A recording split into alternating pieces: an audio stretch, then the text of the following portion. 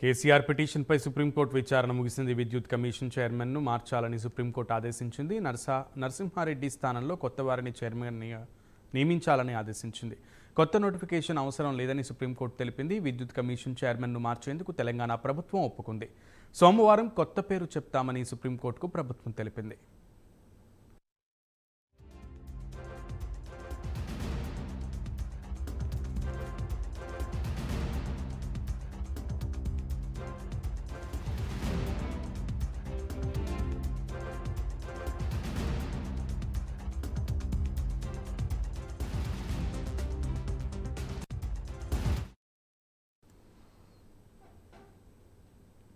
తెలంగాణలో విద్యుత్ కొనుగోళ్లు, పవర్ ప్లాంట్ల నిర్మాణాలపై కాంగ్రెస్ సర్కారు నియమించిన జస్టిస్ నరసింహారెడ్డి కమిషన్ తీరును సుప్రీంకోర్టు తప్పుపట్టింది.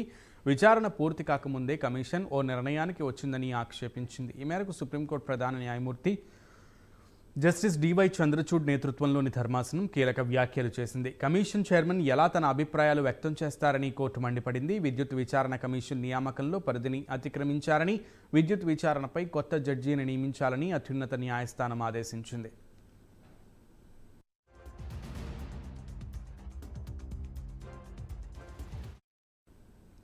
జస్టిస్ నరసింహారెడ్డి కమిషన్ను రద్దు చేయాలంటూ మాజీ సీఎం కేసీఆర్ సుప్రీంకోర్టును ఆశ్రయించారు. మొదట హైకోర్టులో పిటిషన్ వేయగా కోర్టు తోసిపుచ్చింది.